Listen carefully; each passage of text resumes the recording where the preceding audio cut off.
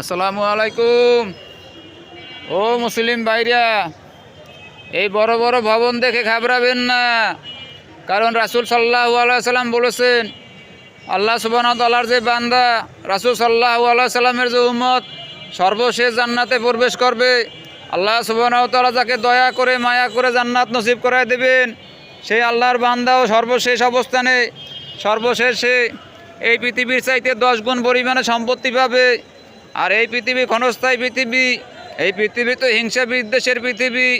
এই ব্যস্ততম পৃথিবীতে কেউ কারো নয়, এই ব্যস্ত পৃথিবীতে সবাই সবার জন্য ব্যস্ত থাকে। আর পরকাল আল্লাহ সুবহানাহু ওয়া তাআলা আপনার জন্য আমার জন্য পাঠাইছে পরীক্ষার জন্য। সেই পরীক্ষার ময়দানে যাইতে হবে, আল্লাহ সুবহানাহু ওয়া তাআলার কাছে দাঁড়াইতে হবে, আল্লাহ সুবহানাহু ওয়া তাআলাকে রাজি খুশি করে চলতে হবে, রাসূল সাল্লাল্লাহু আলাইহি সাল্লামের পথ অনুসরণ করতে হবে। জেনে জেনে বুঝে বুঝে মুসলমান হিসেবে যেহেতু পরিচয় দিই, জেনে জেনে বুঝে বুঝে বুঝে বুঝে বুঝে ধর্ম ব্যবসায়ীদেরকে পরিহার করতে হবে এবং রাসূল সাল্লাল্লাহু আলাইহি সাল্লামের পথ অনুসরণ করতে হবে। হয়তো অনেক আলেমেরা বলে, ভাই এই জিনিসটা সুন্নত, এই জিনিসটা ইসলামের সুন্নতের খেলাফ। আমরা অনেকে না জানার কারণে বলি। এখন বর্তমানে বড় বড় ফেতনাবাজ আলেমরা বলছে, আসলে ফেতনাবাজ না, হক জিনিস আমরা একা জানতাম না, এখন আলহামদুলিল্লাহ জানার চেষ্টা করতেছি। তাই হক গ্রহণ করুন, বাতিলকে প্রত্যাখ্যান করুন।